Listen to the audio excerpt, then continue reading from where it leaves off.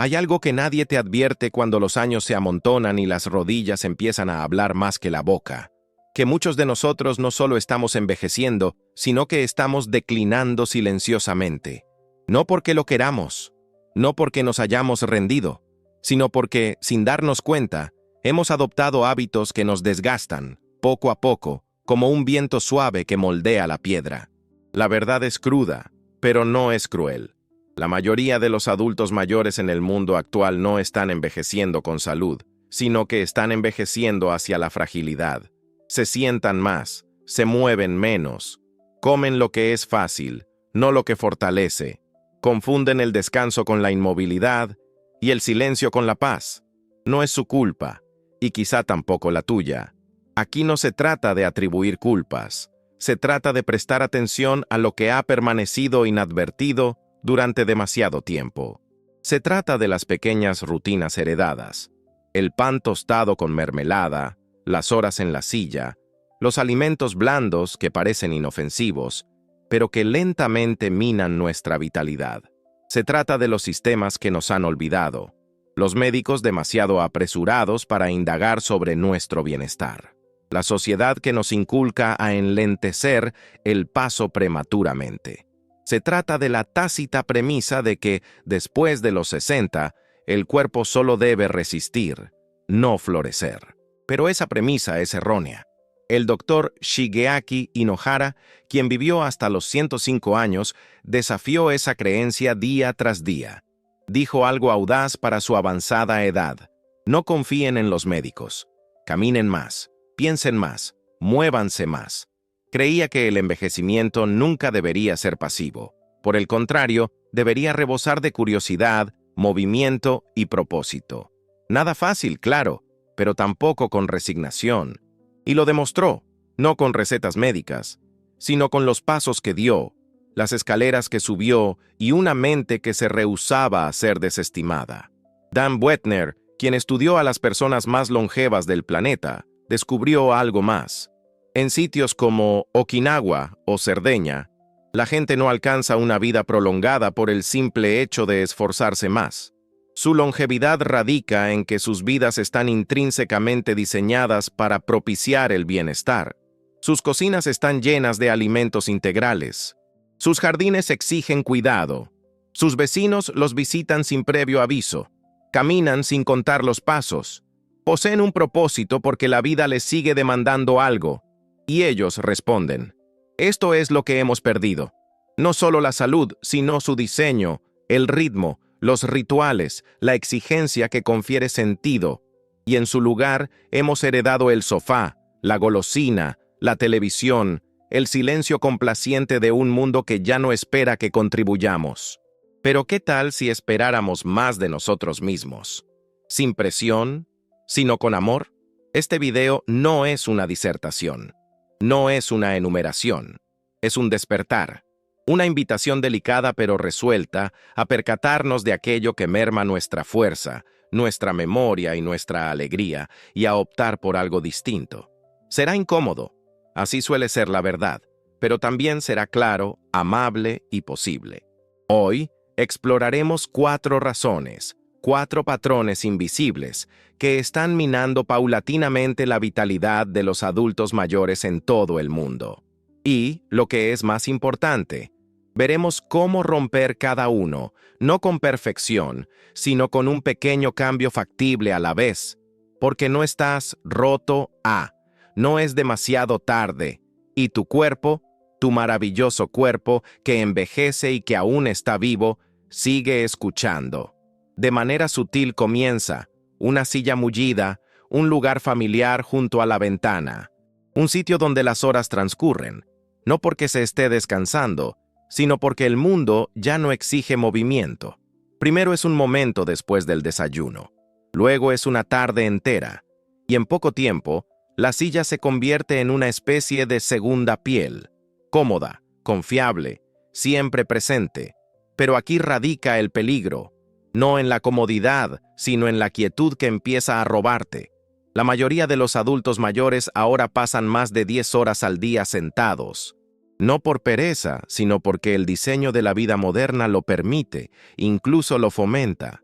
la televisión, los horarios de medicación, hogares tranquilos sin jardines que atender ni diligencias que realizar. Pero este tiempo no es neutro. Con cada hora de inactividad, el cuerpo se debilita un poco. Las piernas que antaño cargaban los víveres cuesta arriba empiezan a flaquear en las escaleras. La espalda que antaño sostuvo a un nieto ahora se resiente con el simple acto de ponerse de pie. La fuerza que antaño se sentía innata ahora requiere esfuerzo para recuperarse. No es meramente muscular, aunque ahí radica su origen. Al permanecer sentados por periodos prolongados, la musculatura principal del cuerpo, los glúteos, las caderas, los muslos, comienza a perder su cometido. Se atrofian, se vuelven rígidos y pierden su coordinación. Este fenómeno se denomina sarcopenia, la paulatina disminución de la masa muscular asociada a la edad. Sin embargo, lo que gran parte de la población desconoce es que el sedentarismo lo acelera. Cada hora de quietud implica una hora de deterioro sigiloso. El organismo, al no ser solicitado, cierra silenciosamente su caja de herramientas. Sin embargo, en Okinawa, donde residen algunas de las personas más longevas del mundo, ocurre algo distinto. Sus hogares están construidos a ras de suelo. Se ponen en cuclillas para sentarse, para comer, para descansar. Se levantan y se agachan muchas veces al día, no en el gimnasio, sino en su vida cotidiana. Ese simple movimiento de estar en el suelo a ponerse de pie mantiene sus piernas fuertes, sus caderas abiertas y su equilibrio intacto. No lo consideran ejercicio, es simplemente vivir. No necesitas replicar sus hogares, no necesitas abandonar la silla, pero esto sí puedes recordarlo. El movimiento no es un castigo de la vejez, es la protección contra sus peores efectos. Un ritmo sencillo, cada 30 minutos de sedentarismo, una pausa para ponerse de pie, estirarse, caminar hasta la ventana, puede ralentizar la pérdida. Puede recordarle al cuerpo que aún tiene trabajo que hacer. No mucho, solo lo suficiente, porque la silla no es maligna, no es tu adversaria, pero es una trampa insidiosa de avance lento. Cuanto más tiempo le concedas, más vigor te sustrae, y un día, sin previo aviso, te inmoviliza. Así que antes de que eso ocurra, modifica tu ritmo, no con fuerza, no con culpa, sino mediante un discreto acto de rememoración, que tus piernas fueron hechas para sustentarte, y que aún conservan esa capacidad. El día amanece con sosiego, una taza de café, una rebanada de pan tostado, quizás algo de fruta o una cucharada de yogur endulzado. Sabores conocidos, ligeros, reconfortantes, de fácil preparación. Para muchos adultos mayores, este se ha convertido en el rito matutino, pero tras este apacible inicio, se oculta un silencio. No en la habitación, sino en los músculos. Una especie de voz que se apaga paulatinamente y que nunca recibe el sustento para expresarse. Después de los 60, algo sutil pero significativo ocurre dentro del cuerpo. El proceso de construcción y mantenimiento muscular, lo que se conoce como síntesis de proteínas, se ralentiza. No porque el cuerpo haya claudicado, sino porque ahora necesita mayor soporte para hacer lo que antes realizaba con facilidad. Los músculos ya no responden a estímulos leves. Necesitan un estímulo más vigoroso, y ese estímulo comienza por la mañana. Lo que la mayoría de la gente llama desayuno, pan tostado, fruta, un poco de mermelada, aporta energía, pero no fuerza. Llena el estómago, pero no los músculos. Con el tiempo, esta pauta se traduce en debilidad, no porque la comida sea mala, sino porque es incompleta. El cuerpo, especialmente con el envejecimiento, necesita una reconstrucción, y esa reconstrucción comienza con proteína real, sustanciosa, que nutre los músculos, especialmente en las primeras horas del día.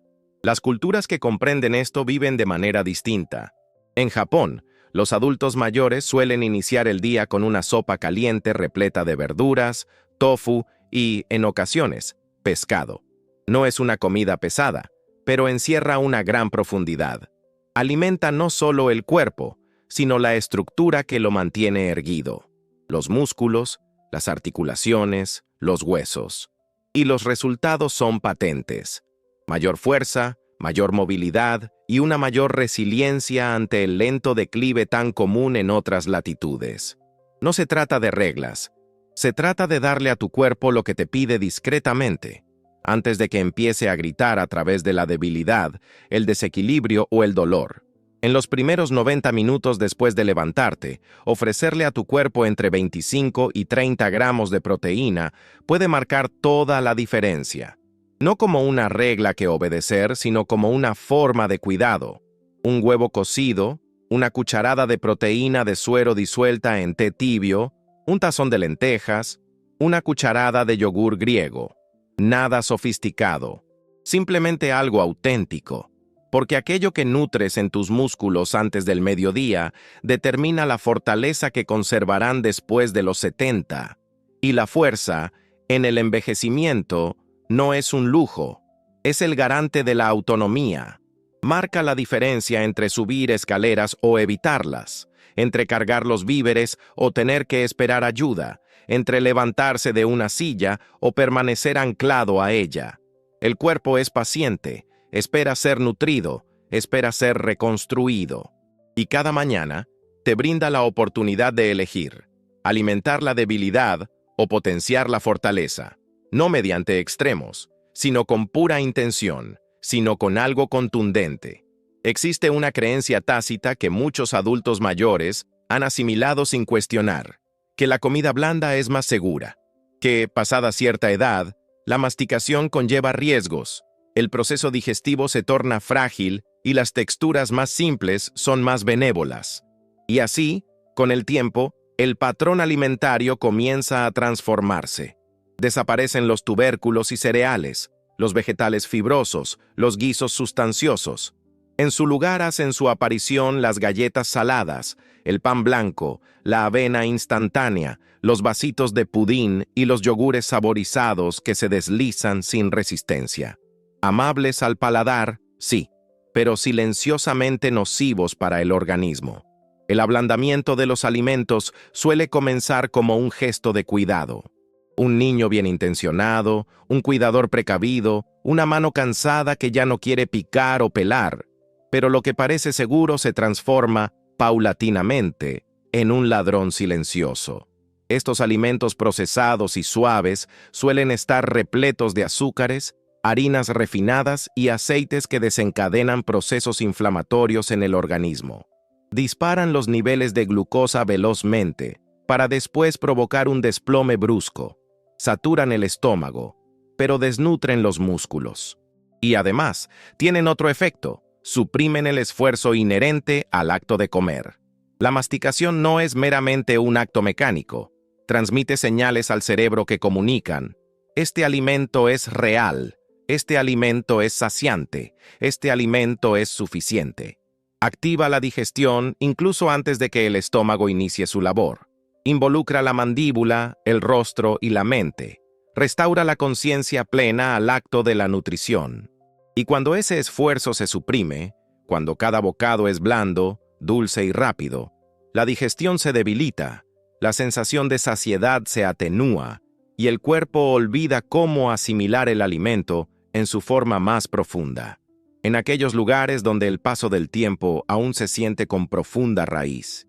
En pueblos de montaña, en cocinas costeras, en rincones apacibles del mundo, el alimento sigue siendo alimento. Los frijoles se ponen a remojar. Las zanahorias se cuecen al vapor hasta quedar tiernas, pero conservando su forma. Los aguacates se comen con cuchara, no se licúan para hacer postre. Los dientes encuentran su textura, y el cuerpo, a cambio, recobra su vigor. Sustituir las guarniciones suaves y procesadas por algo de una firmeza delicada no se trata de fuerza. No es cuestión de masticar con incomodidad. Se trata de proporcionarle al cuerpo algo genuino con lo que trabajar, algo que nutre, arraiga y que aviva el fuego digestivo para que arda con mayor intensidad. Una cucharada de puré de camote, un puñado de lentejas remojadas, una rebanada de pera madura. Alimentos que no solo se consumen y ya, permanecen, contribuyen, trascienden. Porque si tu tenedor solo encuentra comida blanda, tu cuerpo paulatinamente se ablanda. El mundo quizá haya ablandado tus comidas, pero no tiene por qué minar tu vigor.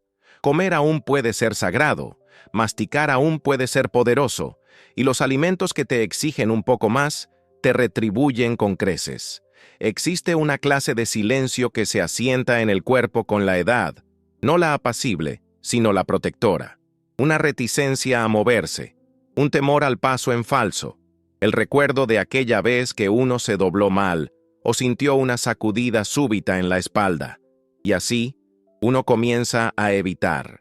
No solo las escaleras o la caminata a la tienda, sino cualquier cosa que genere malestar. Hasta el más mínimo dolor es percibido como una advertencia. Y lentamente, el cuerpo empieza a replegarse. El dolor, por supuesto, es real. Merece respeto. Pero en muchos adultos mayores se convierte en otra cosa. No una señal a la que prestar atención, sino una sombra que lo paraliza todo.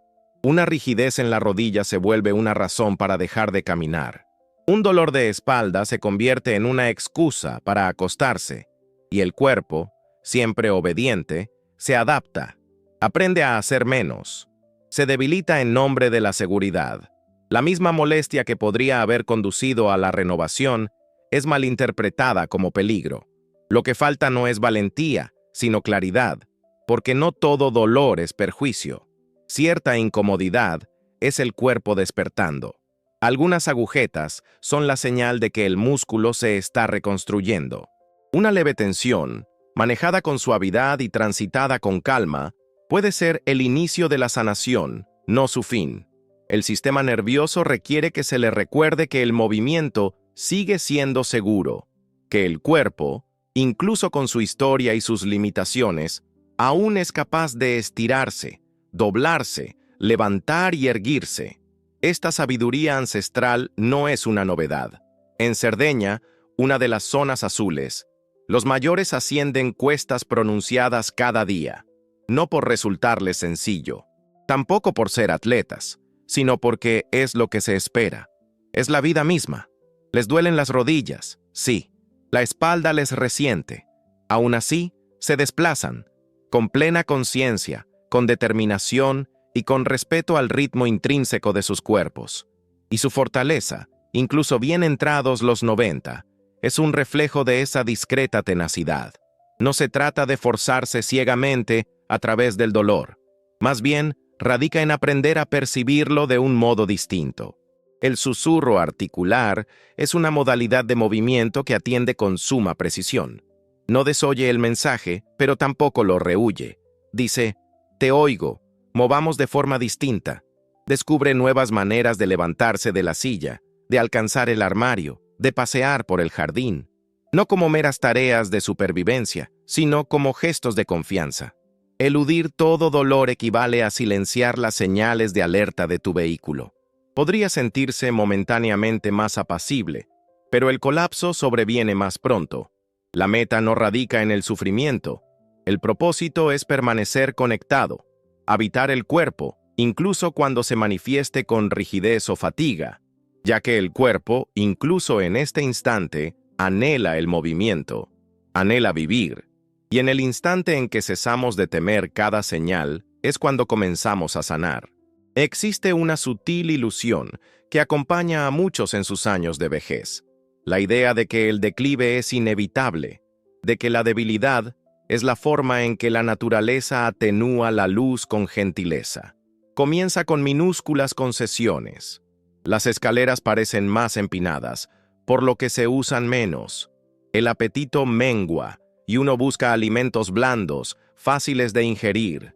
El dolor susurra en las articulaciones y, en vez de escucharlo atentamente, uno se aparta, esperando que el reposo lo disipe.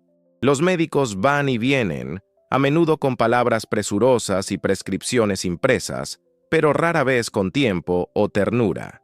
Y así, uno se adapta, no a la salud, sino a una versión de la vida en la que el cuerpo ya no inspira confianza.